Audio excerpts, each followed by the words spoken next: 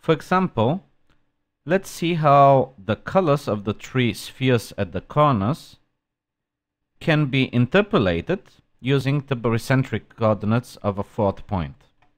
Let's create a point, place it somewhere inside the face, and assign a controller to the radius track of the new sphere. It's going to be a float script. In this scripted controller, the current radius of the sphere, equal to 7, is provided as the default value. We're going to keep this one in order to preserve the radius of the sphere. In addition, we are going to perform some calculations on the barycentric coordinates.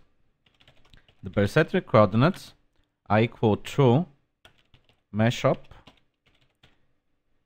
get Bary Coords from the Area 51 mesh, the first face of it, and the position of a 0.04. Now that we have these coordinates, we can take the first component of the barycentric coordinates and multiply with the wireframe color of the third point, the blue point on top of the triangle,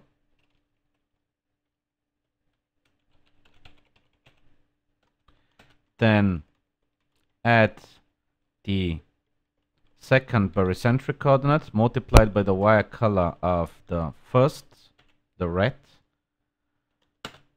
sphere, and finally the third component of the barycentric coordinates and the color of the green sphere, which is a 0.02. At this point we have a new wireframe color which we can assign to a 0.04 wire color, and we can try to evaluate. As you can see, the color of the sphere is now dark gray, which is an interpolation of the three primary colors, the red, green, and blue. If we would move the sphere closer to the green point, it's going to get more of the green color. Moving closer to the blue one turns the sphere blue, and going next to the red one interpolates the color as mostly red and a little bit of blue and green.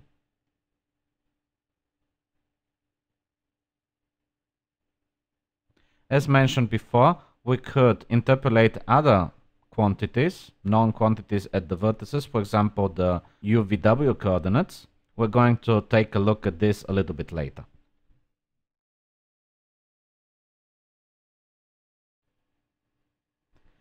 Now let's see how the barycentric coordinates are actually calculated.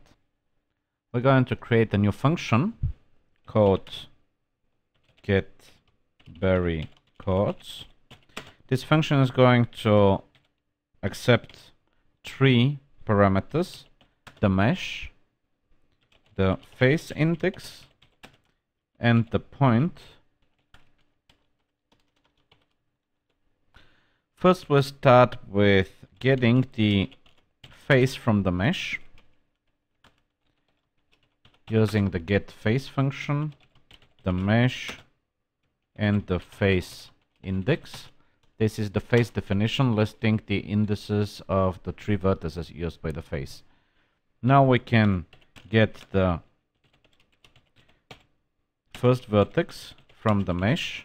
This is the first component of the face definition. The second vertex is the Y component, and the third vertex is the Z component of the face definition. Now we can create three vectors. The first vector is the point minus the first vertex. The second vector is the point minus the second vertex, and the third, the point minus the